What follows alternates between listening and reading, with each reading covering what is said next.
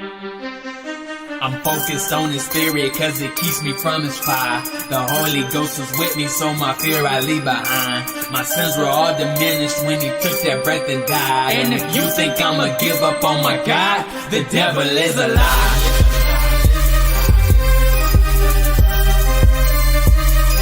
The devil is a lie.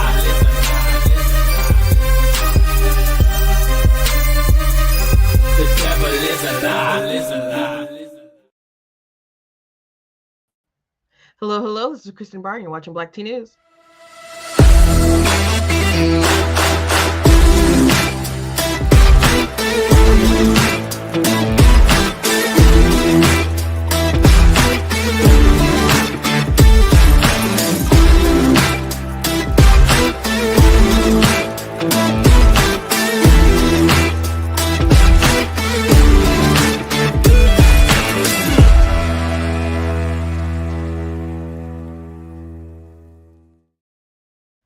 Hello, hello. Welcome to Black T News. I am your host, Christina Barr, and today I want to talk about some drama and concepts, I guess, that came out of the Democrat National Committee Forum as they're trying to pick all their leadership and stuff, which, you know, that's going on around the country. In the Michigan, you know, they're having their debates about who's going to run Michigan here. And I told you guys before, Michigan has a lot of big races that are going to be popping up. So we're going to be in the national spotlight once again.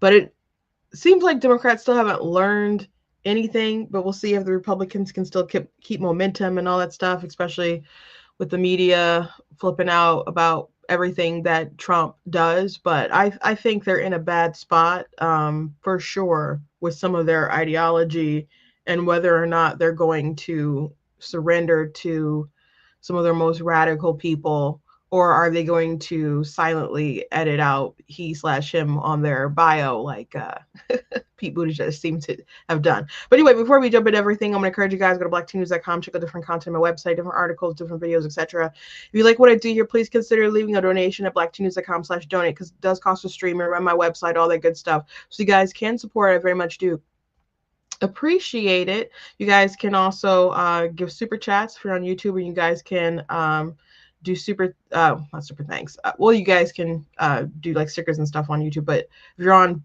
Facebook, you have to send stars. But the best way to support is to actually go to the website and to go to the donate page. You guys can also check out different merch that's available at blacktnews.com, like the cool goat hoodies and the goat t-shirts and other things as well. So go ahead and well, I guess you don't need this one too much, but I did. This shirt was fun while it was relevant. To defeat Joe Biden, denounce white supremacy, with a list of some of his racist stuff on the back. And I got all kinds of other stuff that you guys can check out. I do also encourage you guys to check out some of my books that I've written. I have 18 that are published, soon to be 19 as soon as we finish the illustrations for my children's book. But two of the books I want to encourage you guys to check out is The Color of God's Eyes and Song of the Devil's Lips. That's historical fiction fantasy. Think like X-Men meets the American Civil War. It's a really cool story. That's one of my fiction books. But I have nonfiction books like Slay Your Fear, and also, of course, God is Blatantly Against Abortion. All of my fiction books you guys can get on Kindle Unlimited. So if you have that subscription, you can just go and read it and via subscription if you're on Amazon. Otherwise, you guys can pick them up on Kindle or actually like buy physical copies. So I encourage you guys to do that. Howdy in the chat. How you guys doing? Thank you to those of you who watch live and to those of you who watch back later. By the way, Brett Cooper, she launched her first episode. Let me see. And it was, I had started watching it last night. She's not going to do like reactionary, like how much she did in the comment section. For this first season she's going to keep it tighter, but it was already over 1 million views when I watched it, and it's just pretty incredible. People, of course, really love Brett Cooper, and Brett Cooper 2.4 million views on her first episode on her channel, so good for her. If you're curious about what happened between her and the Daily Wire, I have no idea. I have no idea about that one, and I haven't. You're like, Christina, but you follow so much drama between Ben and Candace. I'm baffled with this one. I don't know exactly what happened, but it's weird. I heard that Jeremy Boring had said something, but I didn't see that. There's a lot of speculation behind the scenes about different stuff that happened. I don't know. I didn't dive too deep in it. She's really talented, and people on Daily Wire are really talented. I like their stuff. I like their content. I like what they do. I like what Brett does, and I think she's she's cool and stuff. So I wish her the best. I did meet her at the inauguration, which I told you guys. My youngest sister was like, "Is that Brett Cooper?" And then I'm like blind. And I'm like, I don't know. So we just start kind of walking toward her. And, so then when I was sure, I was like, "Are you Brett Cooper?" And she's like, "Yes." And I was like, "Oh, hi. Like, I love your stuff." And I asked her how she was doing and congratulated her on her marriage and asked her how the farm life was. And she, said it was great. And we talked a little bit about the line, which was insane. Really, really insane. But I did also thank her for sharing my video. Not at first. My sister had to remind me, and I was like, "Oh yeah." She did totally share my video. So I'm gonna if you didn't see that one, she had shared this video in the comment section. So let me refresh this page.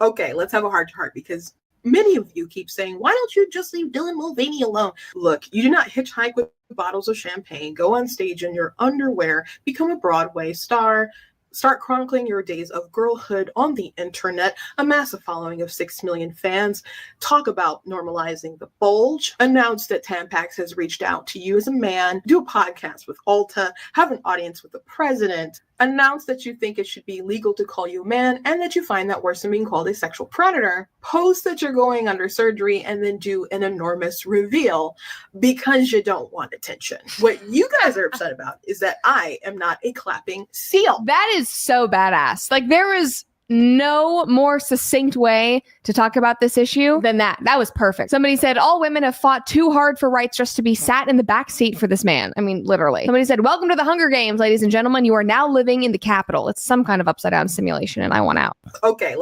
Yeah, so I had to look for him to really find that that video where she had featured my stuff. So yeah, they don't tag people though, like Daily Wire, when they do that stuff. I like there was no notification to me that was like, "Hey, FYI, we're going to use your video on this." And I don't mind that they did it. I love that she featured it, and I'm sure her producer, whoever found it and put it on the show, and they commented, and it was great. And many of you were kind enough to at me and alert me. You guys are great. You guys are wonderful. You guys are how I found out that she had showed my video. And then on YouTube, people were adding me, and then some people in general were reposting it on TikTok. I don't even think I posted that one on TikTok, because this was at a time when they were very, very sensitive about this kind of content. And so she might have just pulled it from YouTube, because I did post it on YouTube, but I don't think I posted it on TikTok, or at least I certainly didn't do it on my main, because they were really, really, really sensitive. Now they seem to be less sensitive about the stuff. It's funny what they're sensitive about. Like a friend of mine, he's a mathematician professor. I think he does other stuff, but he was an atheist, and he became a Christian because just the science and the math doesn't bear it out, the probability of the nothing becoming everything. It just, the math wasn't mathing. So and other things made him conclude, like, yeah, the God is real, God of the Bible is real and stuff. So he has an interesting account, and he keeps pointing out that he's being censored by TikTok. And so he pointed to a comment that he had got flagged for, and it was like, "Silly atheist, like God is real," or something like that. Like, not very offensive. I mean, it has the word silly in it, There are far more offensive things than you could write than silly. And so he was complaining about the fact that that got flagged of all the things, because I know he gets so many negative comments all of the time. There was one point where he kind of wanted to pause his stuff a little bit because he was getting so many negative comments from folks, and then he would try to kind of filter them out or whatever, and then or limit them, or and it would seem like TikTok would only really want to engage if there was just like a bunch of negativity that he just had to accept. So I think he just kind of lets it be what it is now. But it's not great when all of these negative comments are coming at you. And okay, thank you, Katrina. It's not great when all these negative comments are it's not great when all these negative comments are coming at you, and then you say something like silly atheist, and then TikTok flips out. So I just commented under his thing, and I said, it's because of the first word that you wrote, silly. Like, that's probably why your comment got flagged, because I wrote a comment and it had silly in it, and and TikTok was like, nope, that's too offensive, we're flagging that. And I did appeal it, and a lot of times they can be very fast about their appeals. I don't think they even looked at that one yet, which is pretty remarkable to me. But why is silly getting flagged? Now, if you guys could only read all the crazy things that are in my notifications. Yeah, so his comment was silly. God is very real, and you certainly know it. That was his comment that he got flagged for. And my comment that I got flagged for not too long ago, I think it was in January.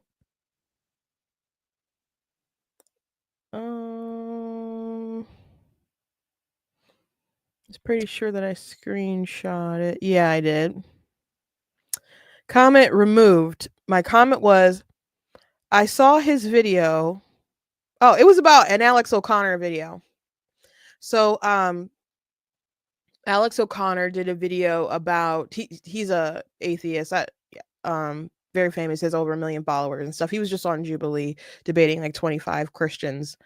But he did a video talking about criticizing Jordan Peterson, where he criticizes atheists and he says that they don't live out their worldview. A lot of people will say that. But he said Christians don't actually live out their worldview either, because they're sad when people die. And if you actually believed that you'll see them again, then you wouldn't be sad. And there's a difference between, like, if someone that you knew was going to go, on a rocket to go explore life outside of the world, and you never saw them again, you wouldn't feel bad as bad. I mean, you wouldn't, that there'd be that separation, but if you died during the expedition, like, you would feel worse if they died or something. So I always, when I first saw that, I thought that was silly, because if any of my siblings or my immediate family or whatever was like, hey, I'm going on this expedition, you're never going to see me in this life, and we're not gonna be able to communicate with each other, which basically this is going to be the end, goodbye, I would say don't go. I would say don't go. Like, when my oldest sister moved to DC, we cried. Like, I cried. It was very tearful, and she was just going to DC. And we talked on the phone more, when she moved to DC than when she had moved down to, like, Detroit. So we kept in constant contact and stuff. But if they're like, you'll never hear from me, I would say don't go. It would be, like, devastating. So I thought there were holes, and there's other theological holes in that argument too that other people addressed. I was going to make a video for it, but I just never did. But if someone who did, I think, replied to that, reposted their video. So the new version of his video, or the repost of his old video that was a response to Alex O'Connor, popped up in my For You page. And so it reintroduced his argument. When I first saw that Alex O'Connor video, I thought it was silly. But the second time I saw the video is after my mom died. So my comment was, I saw his video some time ago and thought it was silly. Now, dealing with my mother's death, it just seems beneath Alex's level of intelligence. I mourn her because she's not here with me now. And that got flagged. And I just thought that was crazy. I'm like, maybe they're upset about the beneath his level of intelligence, but I felt like that was a very I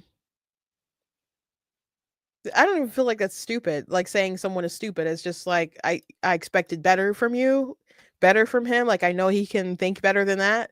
And that's what I got flagged for from TikTok. And it's crazy because I get called a coon, Sambo, Uncle Tom. People talk about my teeth, like my gap mostly. That's mostly what, people talk about. I finally got an eyebrow comment. I was like, oh my gosh, I was waiting for this. Like, I should go play the lotto tonight or something. Like, I was just waiting. I'm like, y'all talking about my gap? I got these funky eyebrows that are growing in all kind of weird ways, and y'all just focus on my teeth. I'm like, so anyway, people have said disgusting comments, like on like some of my pro-life videos, like, I want to scoop your eggs out with a hanger, things that are gross, things that are violent, that don't get flagged. But that comment got flagged. And his comment got flagged, and all I said was silly atheist. So these social media sites are just abso-freaking-lutely wild. So I don't even remember why I started that conversation, but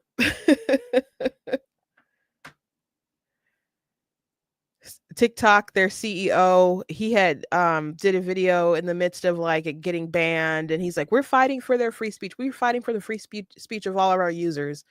And that's not really true. They don't care about your free speech. Oh, the Dylan Mulvaney thing. I talked about their sensitivity. That's how we got there.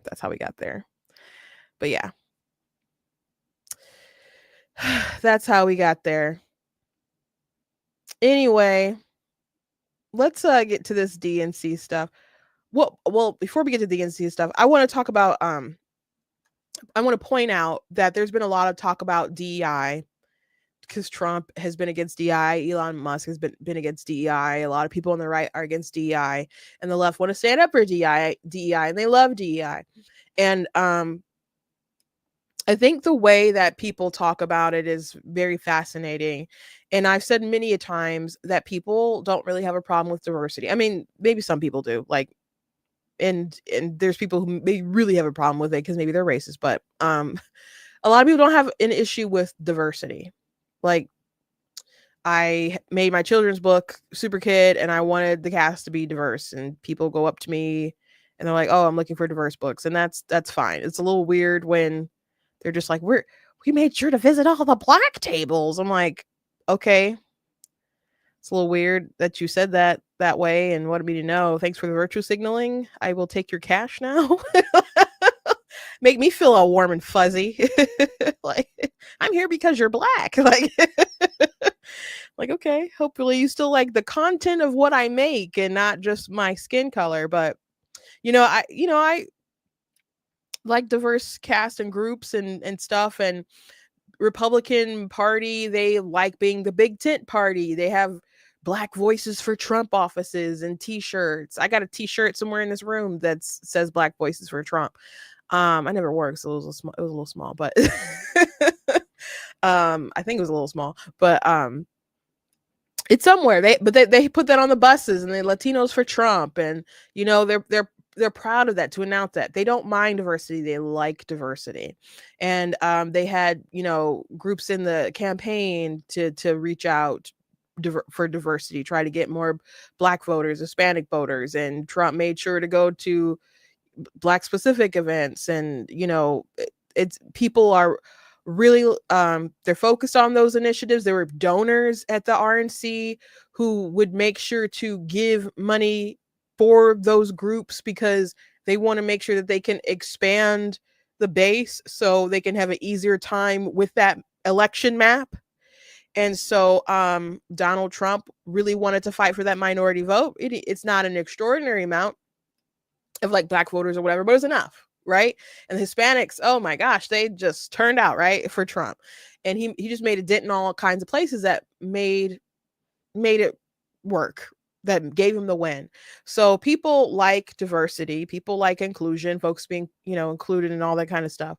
And left, right, everybody seems to just in general like it. There are people who were concerned that the White House wasn't going to do Black History Month stuff because he's getting rid of DEI. Oh, that's not true, that he was going to get rid of Black History Month stuff.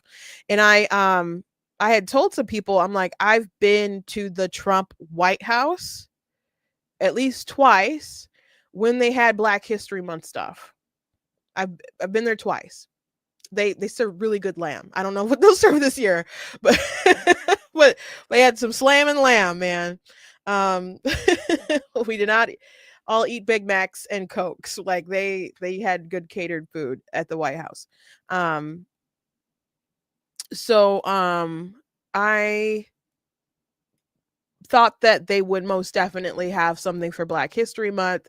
And people were pushing the idea that he just wouldn't have anything, that he wouldn't do any proclamations for it, that it was just going to be like, we are all plain Americans and we don't acknowledge any colors or backgrounds. And it's all just, I don't know, a blob of folks. No, he wasn't going to do that.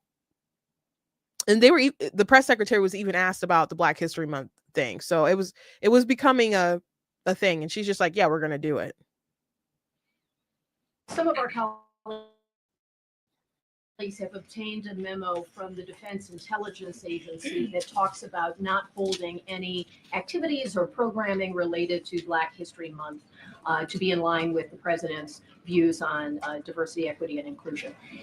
Does the president plan to have a proclamation about Black History Month? In his first term, each of the 4 years of his term, he did so and called on those in government to have programming activities and celebrations. Is he going to do that this year? Yeah, the president looks forward to signing a proclamation celebrating Black History Month. I actually spoke with our great staff secretary. It's in the works of being approved, and it's going to be ready for the president's signature to signify the beginning of that tomorrow. Yeah, so like of course he was. I'm sure I'll see some people if I go there this time again. If I get an invite and decide to go, I think I'll continue driving up there. Wait till they get their airspace situation figured out. But if I go there, I'm sure I'll see people that I've seen before. That's where I met the Hodge twins. Like if you watch my intro, which by the way, I do not agree with everything the Hodge twins say. They're a little out there, but it was cool meeting them. So when I have my music intro, there's some photos of me with some different people. One of them was a Hodge twins. I met Alveda King maybe there at the first time. It was when I met her there. I've seen her a couple times, but maybe that was the first time. I can't remember. I met Lynn Patton, who was my sister worked right under Lynn Patton, but I met her there. I met who else did I meet? The kid who really likes fried chicken. I don't think he does the fried chicken bit anymore really, but he would just watch Democrat stuff and eat fried chicken, and people would send him money to eat fried chicken and like laugh at Democrats. I can't think of his name. I met him briefly there. I saw My Pillow guy. I didn't talk to him.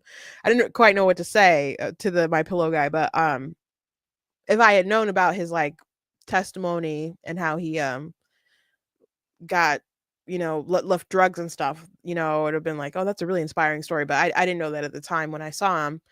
Pastor Daryl Scott, he's good friends and stuff with Trump. I met him there. And I'm trying to think. Stacey on the right, I met there at the White House. So it should be an interesting group of people, I'm sure. If they have they will have another Black History thing. I don't know for sure what it will be, what day it will be, and if I will for sure get an invite or whatever, but did something that they've been doing. And there's just kind of no question that it was going to happen. And people are flipping out like, there's not even going to be a Black History Month anymore. No, that's not what the Trump administration is going to be like. Diversity is fine. They like it. They don't have to go around like, oh, guess what? I just put a gay guy in my administration. And be all get up and announce like, yeah, by the way, I like guys and I'm a dude. They don't have to do that. They'll just show up and be like, I'm doing my job.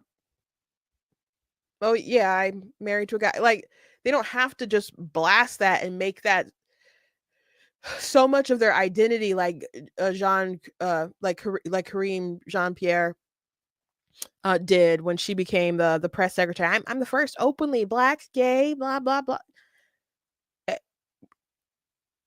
Okay, are you gonna be able to do your job, which she wasn't very good at? Like, there's more important things going on. But diversity is fine. Diversity is fine. Inclusion's fine. But I've pointed out this many times. It's the equity part that gets on people's nerves. It's the equity part that can be very dangerous even.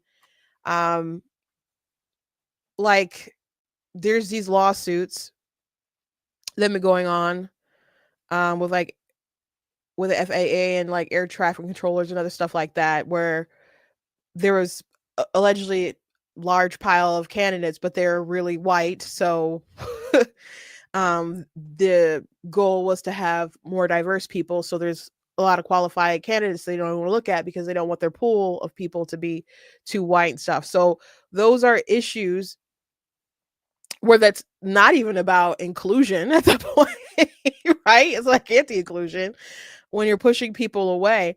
In the interest of just having diversity, but it's good to have diversity, and it can be beyond just your skin color, right? Different economic backgrounds, like JD Vance's economic background and story is a lot different than Donald Trump's background. Even though they're two white guys, that's a pretty diverse story there. It's a pretty diverse story. Pretty interesting story. But if all you can see is two white guys and like, I don't like this, it's too creamy, then you're looking at the wrong things. You're looking at the wrong things. So the equity part, not equality, the equity part, where you get equal opportunity, equal treatment, that's not what they want. What they want is, hey, we see all these white people here. We don't like it. And we're just going to look at the surface level. They're white. We don't like it. We got to fix it, because obviously the lack of Black people here, or whatever race, the lack of Black people means that there was racism somewhere. It means that there was racism somewhere. And one of the things in like Project 2025 that I did read was like, we need to stop looking at just like disparate impacts, like the numbers where you see like a lack of diversity or something that's where Black people are disproportionately hurt or minorities are disproportionately hurt, and assume that the reason is racism. We need to actually look at the data, look at the different factors that may have led to this outcome so we can properly address them. So if you see a bunch of white pilots and you're like, why aren't there more Black pilots? The goal shouldn't be like, let's alter our standards or not, or push all these applicants like away if they're white or whatever, and just do what we can, whatever, by any means necessary or whatever, to make sure that we get this quota that we're looking for of X amount of brown faces. What you could do, which by the way is something that Black people talked to Donald Trump about, that he was interested in and will probably implement, is trying to make sure that there are more Black candidates that are going to be qualified, and the pool gets bigger, so that it'll just be a natural outcome that will have more Black pilots, not something that we have to ghetto rig to get the results that we want. Like my after the election, I went to a dinner with my sister with other people who had graduated from this campaign school that usually takes place at Yale. So one year my sister did it, and all these other women, who were there had done it. And so she invited me as her guest to come. And they were all upset because they were all Democrats. And me and her just like, oh, happy day. We're happy. And this was the week of the election. Like, it just happened. So it was really sore for him. And so they're like, yeah, it's a bad night. It's a bad night. And we're just like, stop assuming it's a bad night for everybody, bro. It's great. But Gina got up and she talked about how it's good to have people who look like you in the room, even if you don't like the room and like the policy, whatever, in the room. At least there's someone like you who can advocate. Right? So it's not a bad thing that he won necessarily. You may not like all the things that he's going to implement or whatever, but it's a good thing at least that she's there or other people are there. And maybe some of your concerns are going to be concerns that she can relate to, other people who are brown can relate to, that are going to just bring that to the forefront. So the example that she used was there was all this talk in the news about the Black pilots, and like Charlie Kirk and other people were talking about it. And she was at dinner. I think it was maybe when they're at Mar-a-Lago or something, but there are people who mentioned to Trump, hey, there is a shortage of Black pilots. That's been a thing. And Trump was like, okay, what can we do to fix it? He didn't say, screw that DEI crap. We don't care if there's no Black pilots. He said, what can we do to fix it? So they talked about adding more programs to like HBCUs and stuff to focus on that. So people will be qualified, people will be educated, and you'll make the pool of candidates who are qualified more diverse. And then you'll more likely get a diverse background of the actual people who are hired, and you're still doing it merit-based. You're still doing it merit-based. That's the solution.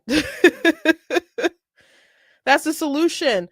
Roland Fryer was the Harvard professor. Yeah, the Harvard professor, Roland G. Fryer Jr., he got in trouble with Harvard, or there was a firestorm surrounding him because he did a study about police interactions with Black people. And one of his findings was that white people are not just eager to go out and shoot Black people. Right? And so they didn't like that. There was another data point about like kind of more aggression, I think, and they liked that one. But they didn't like they're not actually going to be like more violent and go out and try to kill people. They're actually like less likely to do that because they probably don't want all that drama anyway. So they're being extra careful. And he thought he was going to get a certain result when he started the experiment. And so when they didn't get the result that he thought that they were, he actually like fired everybody and restarted with a new team and still ended up with the same results. And so people were like, you can't publish this, you can't publish this, you can't publish. And he did. And people didn't like it. And so so they canceled him over like a different kind of scandal, but he had tenure, so they couldn't get rid of him. So he's back at it again. There's some interesting interviews with him with Barry Weiss from the Free Press, and we talked about that before. But they were talking about like diversity, equity, inclusion kind of stuff, and like getting more people involved, Black people involved in stuff, and like what was his opinion on stuff. And he kind of had like a more nuanced take, which was like, there's a lot of talent out there that you can't necessarily find by like standard traditional means, and we're missing out on some talented people that we'll just never find if we don't find new ways to just seek them out and help them get to a place. Like maybe it's not going to be the person who tests really well who's going to end up being the best person for the job. So we just have to find new ways to kind of go and seek out that person who might be trapped in the inner city, So that's how we need to tackle those issues, not, oh gosh, there's a lot of white people here. Ooh. Let's start, I don't know. Let's start changing our test, our whatever, to make sure we get these quotas. You have to do that work before. So I think that's the right take. And that's a take I think Trump will take in some of these regards. But this idea that just because there's a lot of white folks here, that it's just automatically bad, or it's automatically racism, and we need to rectify the situation because of all these generational years of et cetera, blah, blah, blah, and what happened to the slaves and so on. And so now this qualified white person who ain't got nothing to do with that has to pay because it's quote unquote white privilege, and now he can't get the job, and you got to give it to somebody else. Like that's not fair. Like that's not fair to him. And that's not fair to that other person either. They might like it because they're getting the job, but that doesn't mean it's fair. It is not fair to everybody else who might suffer as a consequence. Like if you're putting them in a very important position, or or even if it's just about like different media or things that we consume and we're not getting as good as a product because they decided to go with some woke DEI person who doesn't know like the medium of comic books or whatever, but they're the right woke thing, and they are the right skin tone, and maybe they can't write, but they don't care, versus like someone who might be, John dang, what's his name? There was a Spider-Man writer who wrote for a very long time. I can't think of his name, but he wrote a lot of different screenplays. Ugh. I couldn't even, his name is kind of interesting to pronounce, but there's long time like comic book writers or whatever, or just writers in general, who might not get their shot. Like I'm aware of people who wrote for pretty big companies who are pretty sure they're being discriminated against now because of their race. And I don't know why the publishers put out like surveys like what's your race? What's this? What this about you? And then they filled it out, but they're pretty sure that they're not getting the work that they used to get because they want to diversify. So there's talented people who are very good at what they do who just aren't going to be looked at because they don't have the right color, and that's not right. So we don't mind diversity. And again, Republicans, they like diversity. They like diversity. They like inclusion. They just don't like equity. And before I move on to this DNC stuff, this idea that everyone is just meritocracy, the best person for the job is the one who should get the job, that's I guess in general a good rule to have. But that's not always what happens, when people get hired. A lot of it is who you know. Like in Hollywood, obviously, a lot is who you know, how good's your agent, you do this project, you're going to get another project, negotiation, politics, who you know, like, oh, this person. And much of that could be like you building relationships over time, maybe there's this really, really talented, smart as a whip wallflower that's never going to get their real shake in life because they can't open up and someone isn't going to go advocate for them because the person who has the power, who can advocate for them, is cool with the other person who's maybe not as good, but they're very chatty and have charisma and all kinds of different stuff. So there's a lot of different factors that go into different people getting different sort of positions. It's not always just, oh, this was the best resume ever. Like there's some people who will, the best person for a job, you may never see their resume.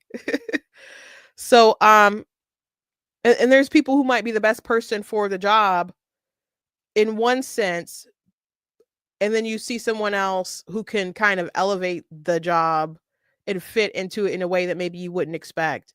So,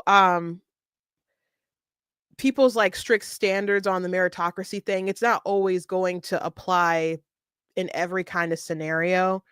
And, and some people, they might be like pretty decent at their job, but they might get the job really because they're good at their job but maybe they're not the best for the job, but maybe they're hot. Maybe they're pretty.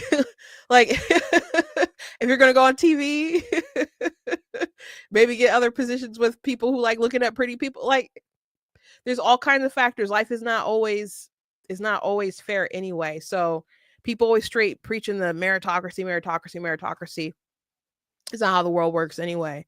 So I feel like these conversations are a lot more nuanced than a lot of people on the right or in the media or the left want to talk and acknowledge about. And maybe I'll have to write something down so I can get some more thoughts, kind of more succinct. But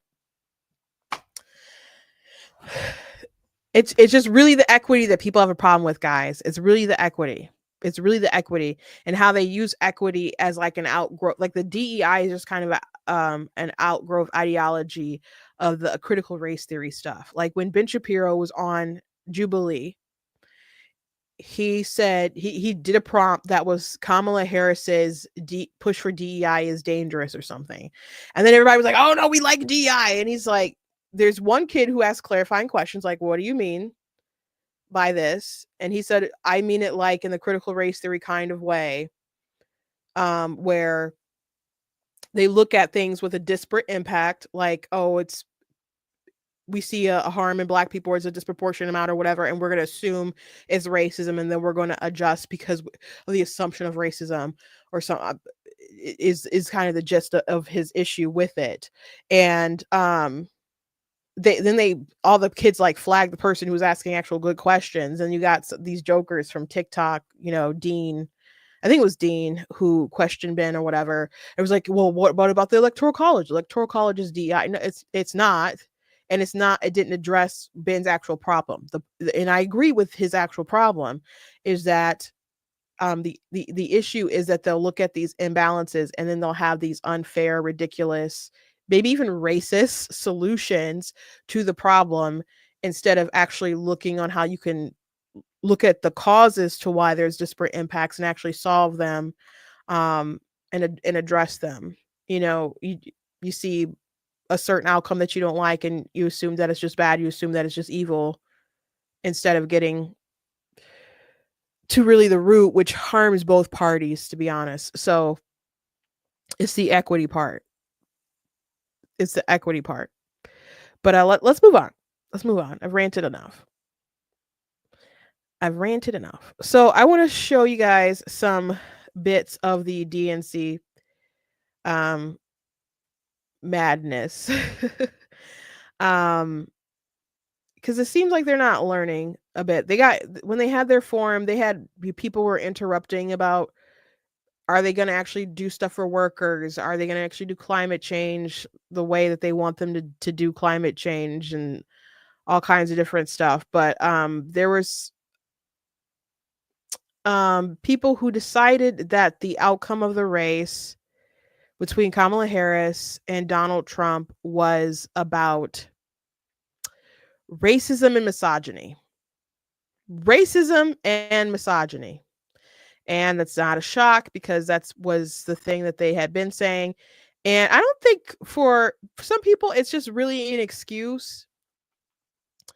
But maybe it's true. I don't see the value in people lying on this forum about it just to get, because someone has to emerge as like a sensible person who's going to have some real answers. But these people, every single candidate for DNC chair, just blame their loss in 2024 on racism and misogyny. In this round, so I'm going to, I have a show of hands. How many of you believe that racism and misogyny played a role in Vice President Harris's defeat? Okay. All of them. So that's good. You all passed. You all passed. Wow. Now, this guy was so sad on election night, this so-called journalist, man. And he was all like, what does this say about our country that this would be the result? And racism, misogyny, so he's one of these people on this forum. And he said, you all pass. So that's what they want to keep going with. Racism and misogyny. Now, it's not true. It's not true. And if you want to talk about racism, Kamala Harris's plan for black men, and like one of the bullet points was, we will legalize marijuana and help you sell it. Like that's the dream. That's the dream for the brothers out there. You want to talk about racism? It's just silly. Like even you guys have probably heard people say, like, not all people who vote for Donald Trump are racist, but all the racists voted for Donald Trump or something like that. That's crazy. One, it's crazy because back in 2020, when everyone was apologizing, vomiting out their white privilege and talking about how, and Abraham X. Kendi, whose organization shut down, by the way, was doing his anti-racist drama nonsense. It wasn't good enough that people denounced racism. They had to be active anti-racist, and people had to admit that they were racist. So you had all these white people admitting that they were racist. And it was crazy because I graduated from a predominantly white school, and I'm like, y'all was racist the whole time? Wow. Okay. News to me. Maybe some of the people, it's not news, but like all you were racist the whole time I was with you in school. Okay. Very interesting. I wish you had let me know. Okay. But they were admitting that they were racist. So if all of these people were admitting that they were racist, and they're the ones who predominantly vote Democrat, and Republicans are likely like, no, I'm not racist. That's stupid. And you could say, no, they're actually racist. They just won't admit that they're racist. And they're even more racist because they won't say that they're racist. That's debatable. But you guys are the ones who just openly admitted that you were racist. And they're pushing critical race theory. And critical race theory just kind of admits that white people are racist and are always going to be racist. And even if they do something that's not racist, it's only because of their own advancing their own needs and desires, and not really because they're not racist. So they're the ones who put their hands up and are like, I'm a racist. That's what the left owns. That's what the left owns. So if you're going to talk about the party of racism and the party of racists, it's the left. There was a girl who switched parties on TikTok, and like, not like a live, like I'm switching parties right now, but she was a leftist and she decided to change parties and stuff. And one of the things that she talked about was like, I got sick of just trying to just tell everybody I was racist, and I just knew deep down that I wasn't a racist, but they were saying I had to say that I was a racist. It was just funny. It's just funny. But they're clearly the admitted racist. So if you want to talk about the party of racism, that's the left. That's the left. They're the ones preaching, we got to make sure the black women can kill their babies so they can achieve their dreams. They're the ones we got to watch out for, bro. Okay? So we want to talk about racism playing a role. You guys are the party of racists. Admittedly, that's you folks. I'm not saying there's not racists on the right. There certainly are. I think I've definitely dealt with it, maybe some insensitive, ignorant moments. I wouldn't say, I've met like a lot of full-blown racists or anything like that, on the right, but I've had some issues dealing with a lot of people on the left. Man, I really, really, really, really have. And then they would make things racial that were just stupid, like the black jobs comment. Like Donald Trump, I think when they asked the question, like it was proposed to him first, talking about jobs to black Americans. So he's talking about black jobs. And then people just decided to be offended over the black jobs comment. And then they brought it up at that forum with black journalists. And they're like, what's a black job? I'm like, y'all all black at a black journalist thing. If I know he was like angry that day, like dealing with them. And he doesn't always, I mean, he thinks of great like lines and stuff, but I wish he had said like, what are we at the National Black Journalists Association? What's a black journalist? Like, you know what I'm talking about. You're literally right now doing the thing that I'm like talking about. It's crazy. So they make racial issues where there weren't no racial issues. And at the end of the day, they're crying. What does it say about our country? And then they're still maintaining that it was racism played a role in why she lost.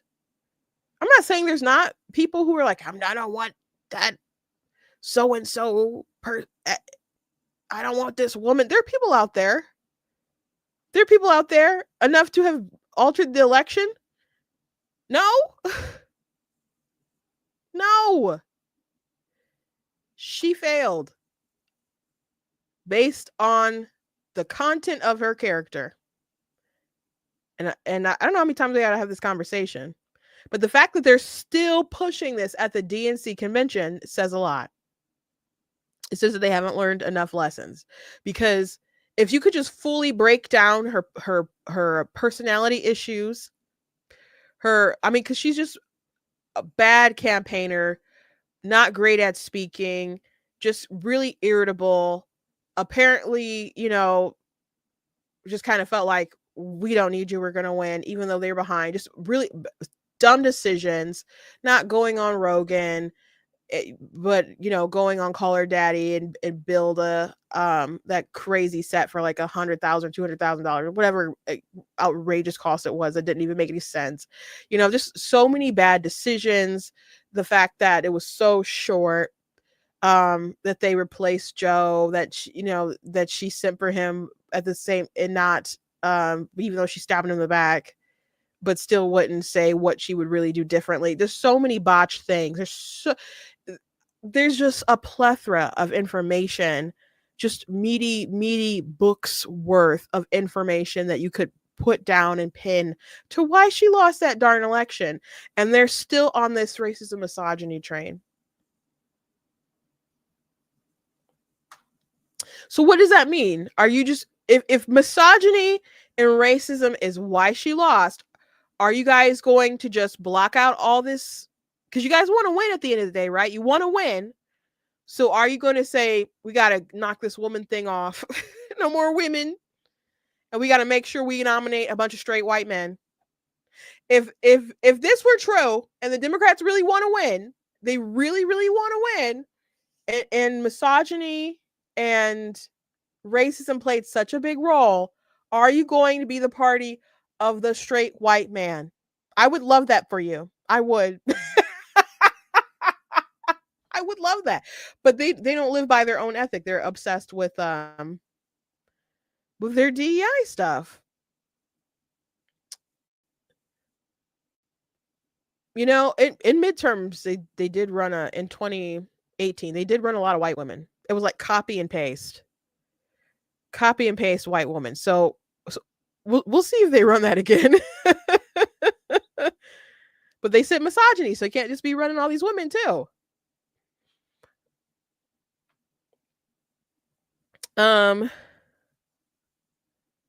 They also, there's just also a heavy rhetorical focus on diversity at the DNC meetings. There was also a comment where someone had said something about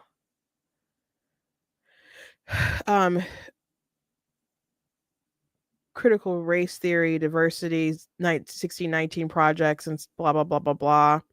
So they're still obsessed with this stuff. Racism has not gone away since 20 people of African descent came upon these shores at Jamestown, Virginia in 1619. And it's going to require us to think and behave in a new way. It is systemic, it is structural. When it comes to addressing diversity, equity, inclusion, access, and belonging, that is for all people of the United States. That must come across the voting line as well. This is everyone's America. Our story has a new form of glory that must come to our shores as well. Racism has not gone away. Racism hasn't gone away. You guys, it's very prominent in your party and your ideology, your side of the aisle. I'm not saying it's not on the right. I'm not saying it's not there, but very much a lot of stuff that they push is littered with racism. And again, if you guys really think this, then y'all need to be pushing them white dudes, man, and then the white dudes can do the change as you try to change Americans from being racist and sexist and stuff.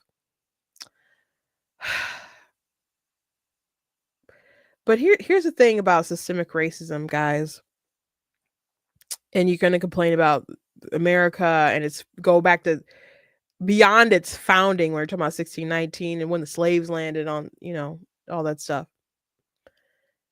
The Democrats were the party of slavery and you're still sitting in the Democrat Party. And y'all can say party switch, blah, blah, blah. It didn't really happen.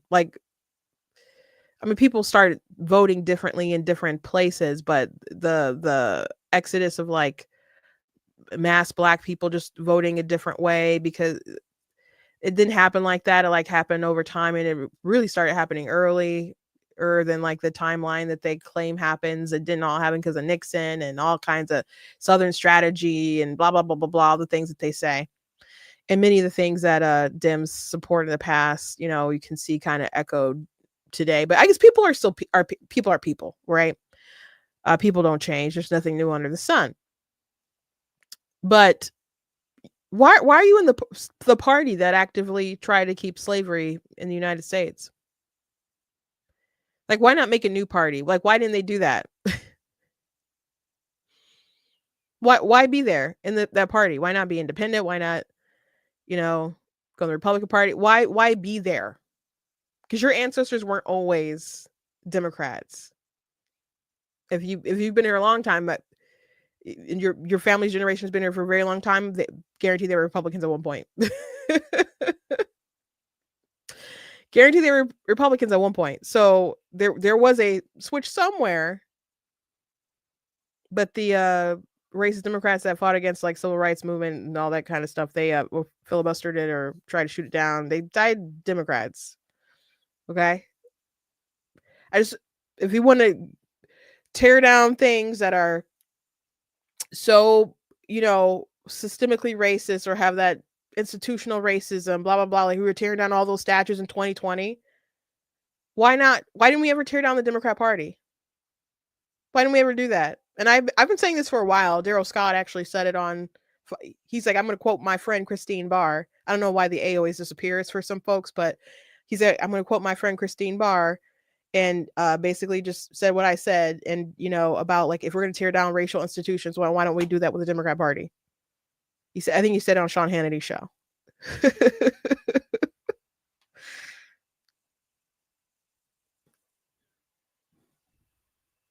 Why is it the Democrat Party that always gets a pass? Why do they always get a pass with this stuff?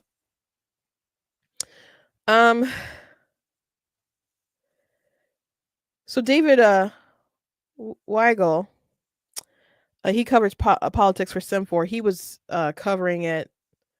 He posted a few clips. But he said heavy rhetorical focus on diversity at DNC's meeting, real record scratch as Trump admin unwinds DEI programs with ours, confident that this stuff is an electoral loser. By the way, Pete Buttigieg, I removed he/him from his Twitter bio. AOC did that right after the election too. So people are starting to realize that's pretty toxic. There has never been a Native American in leadership at the DNC. If not now, when? So, those are the kind of rhetoric going on. Unlike the other party that is demonizing diversity, we understand that diversity is our greatest strength, says outgoing DNC chair Jamie Harrison before bringing the candidates out. It's not. Diversity is good. It can be good, but the greatest strength, as Pete Hegseth talks about our military, he says it's not diversity that's our greatest strength. It's unity, being unified in certain goals, and that's the deal with America. There's a group of diverse people who come from all over, all kinds of different settlers coming in. They're unified in their goal. They say we're a melting pot because there's a lot of different folks that will come in, but we become one. We become one. We become unified. So it's so there's a lot of diversity in the ingredients of America, but we're unified under our certain set of ideals and our principles. So it's our greatest strength. That's not true. And they only look at it from certain perspectives. They don't like diversity of thought. Like there's so much thought policing in the Democrat Party. And if you, don't you dare leave, don't you dare be a minority and think differently and vote Republican.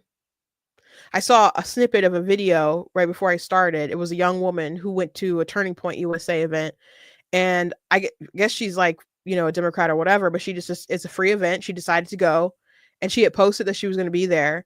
And so she said, just from the short time that I've been here, I've gotten so many messages from people who are saying they never want to talk to me again.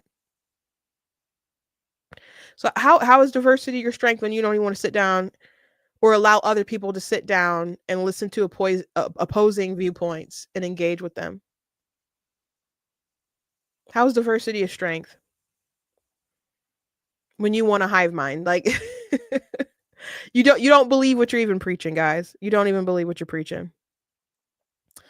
Let me see if there's any other interesting comment from this thread that I wanted to address, but they're really still going to be focused on this diversity stuff, man. That's still going to be their thing. At least that's what they're saying now. And by the time the midterms actually happen, they might go with their copy and paste. Let's run the milk toast again, because that's what they did in 2018. And at least in I think it happened a lot over the country, but in Michigan, that's when Alyssa Slotkin got in. That's when Haley Stevens got in. And it was just like white woman with brown hair, white woman with brown hair, white woman who were in at the time. They were trying to paint themselves as moderates, people who weren't like extra crazy with a lot of different stuff, but they're still moderate. I'm not moderates, but extreme. They just don't want to vocally kind of be out there like a AOC or Rashida Tlaib or anything like that, but they still have far left wing policies. So you got a text from a Dem campaign vet watching the forum, and they said that forum, good Lord, we're cooked. Good Lord, we are cooked. I don't know. We'll see. I don't know.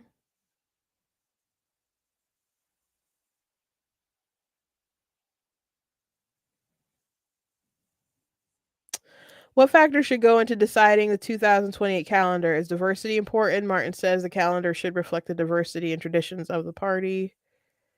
How can they excite progressives? Williamson says parties should talk about Medicare for all. Oh gosh, they're going back with that one, huh? Raising minimum wage, the PRO Act. There is so much despair out there. Raising. It's funny that they talk about systemic racism and the minimum wage. This was so fascinating when I found this out. The minimum wage is rooted in eugenic. Eugenicists pushed the minimum wage because they wanted certain elitist kind of people, who they didn't think should have to like do competitive wages to be able to have a job and have a nice pay. And they knew that it would undercut people who are willing to like negotiate for their pay, maybe work for lower wages, but at least they have a job. And those people would be like unemployed. And they're like, that's a good thing because we don't like those kind of people anyway. And there's a quote from Merle Meeker. I don't remember it word for word, but he worked under the Woodrow Wilson administration.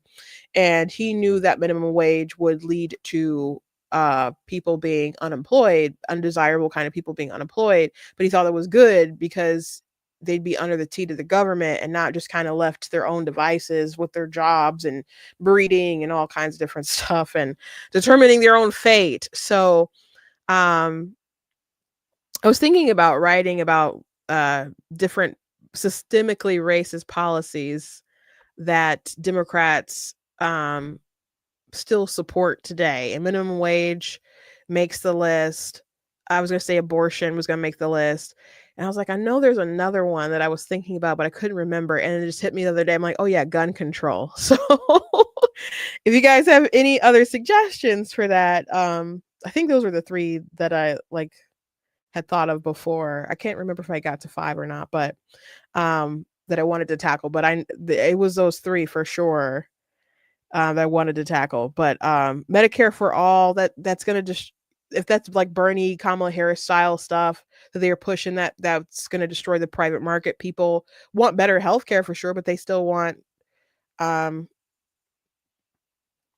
private market, which is funny because CNN had different surveys of people saying whether they liked the healthcare system, and they liked their healthcare, but they didn't like the healthcare system. So it seems to be mostly a perception of people thinking that the healthcare system is bad, but then personally, most people actually like their healthcare. So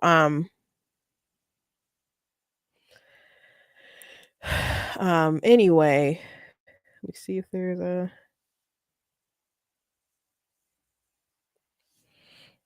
Oh, will you pledge to appoint more than one transgender person to an at-large seat, and that pick reflects the diversity of the trans community? And every candidate but Fayez Shakir raised his hand. So yeah, that's where they're still going. And he explained why he didn't raise his hand. I am frustrated with the way we use identity to break ourselves apart. We find that these caucuses councils focus on what separates us out and not what brings us together. That's a good answer. They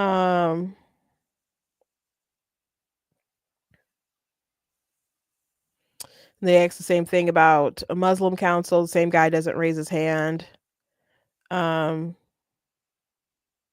those identities to the problems we need to solve. How do we get Muslims organized in mosques to support Democrats, not get parts of the head of being a various identity? They usually have the Muslim vote, but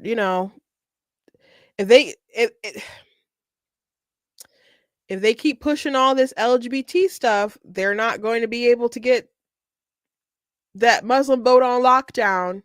Like, I know the Gaza war stuff, they want to keep focusing on that being the reason why people didn't want to come out and vote for them, but that's not the only reason, guys. That is not the only reason. These religious communities, you may not like their religion or whatever, but they are, and maybe they still mostly vote Democrat, but that doesn't mean that they're not actually kind of conservative in many of their views. And there's a lot of social things that they can agree on with Republicans. But it's funny because there's a fight with like how big the tent is getting. I don't know if it's a fight, but or maybe it's going to be one eventually about the evangelicals versus these people who are not really Christian, who want to focus and I don't know, they don't like the trans stuff too much, but like the gay marriage and other things like that, so I guess that's not gonna be that much of a fight in the Republican Party, not under Trump. Anyway, that's all I got for you guys. Please go to blacktnews.com, check out different content on my website, articles, videos, etc. If you like what I do here, please consider leaving a donation at blacktnews.com/donate, because it does cost a stream, run my site, all the good stuff you guys can support. I very much do appreciate it. You guys can also check out different merch that's available at the website, like the You Are Not That Special little mug, and we got those in t-shirts. We got the Pro-Choice Men Are Sus. I really like that shirt. We got the Frederick Douglass shirt. It's really cool. So go ahead and check out that different stuff. And if you guys are interested, again, you guys can check out my books. It's a weekend, might need some weekend reading. Like, of course, God is Blatantly Gets Abortion. And I got plenty of fiction books as well. God bless you guys. Please be safe. And I will see you on Monday.